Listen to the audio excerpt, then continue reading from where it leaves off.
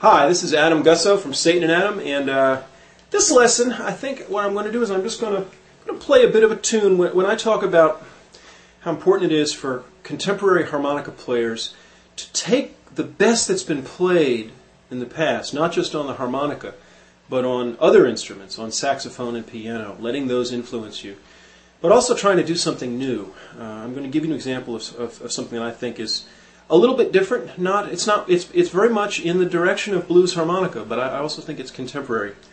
And this is a song called Unlucky in Love that Sterling McGee, Mr. Satan, my partner for many years in Harlem, worked up. And I worked up a harp line that basically doubled a lot of things he was doing on guitar. And I think, by the way, that's one of the ways in which you can move the instrument forward, is find musicians who aren't just doing the same old Hollywood Fats kind of riffs. I mean, those are great riffs. It's wonderful period stuff, and it was vital for a reason then, and it's vital now. It's important to find other sorts of musicians, guys who are trying to respond to what's actually going on around them now, and not just on a retro trip, if that makes any sense. Although I love retro playing, but it's not what I do. Here's the harmonica part, and if you can find the original of this on Living on the River, the third Satan and Adam CD. It's called Unlucky in Love. It's on a B-flat harp. It's played cross. I've got going through my mouse amp and my Premier Twin 8 cranked way up in a room at home.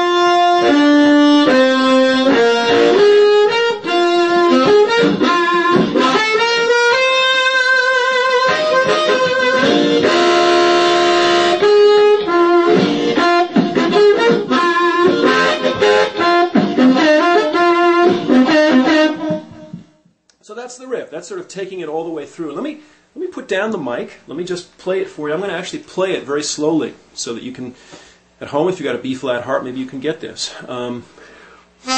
Start on the one hole.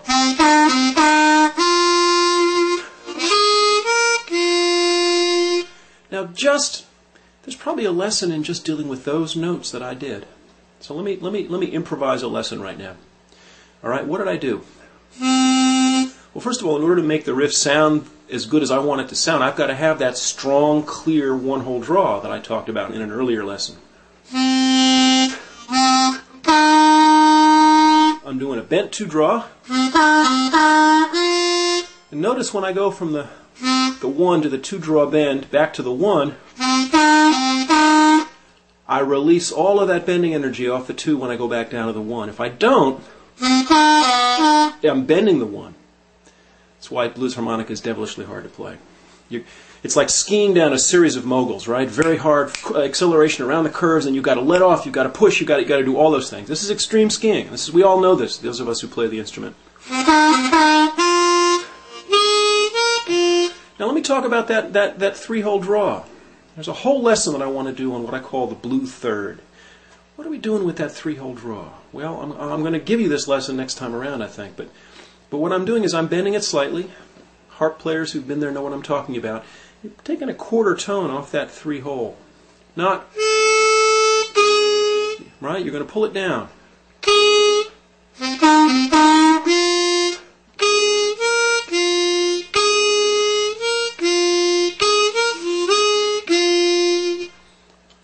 Next to the 2-hole draw. In fact, you know what? I'm going to hijack this lesson. We're going to talk about the 3-hole and continue it in the next lesson. Next to the 2-hole draw, there's no note on blues in blues harmonica. The whole thing that's more important than what you do on that blue third. That 3-hole draw, playing cross harp, right, with a little bit of the pitch scrubbed off it, right? Not, but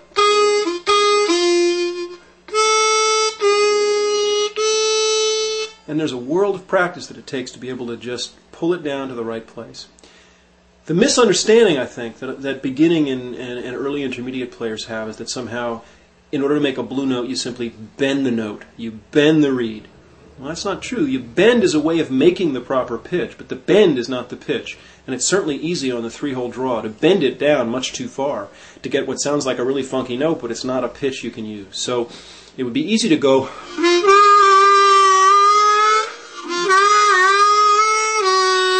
And you can actually go, you can get 4 different notes on the three-hole draw. 4 notes. Which one do you want to use? Well, I'm talking about the first one down off the top.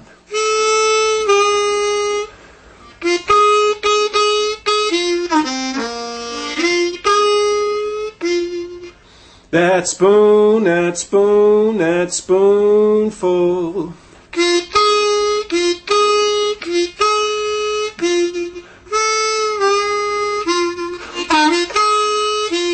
Now, in some cases, it's easier to hit that three-hole draw bend, what I'm calling the blue third, that little quarter tone, almost a half-tone bend. It's easier to hit it with your tongue on the roof of your mouth, kind of articulating, like that. Right? So that might be one way of doing it if you're having trouble doing it.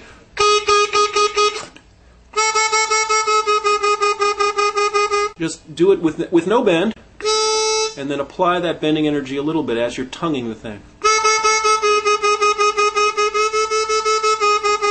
And the secret is, and the hard thing on this instrument, is doing that this is the subtlety that Nat Riddle's talked about.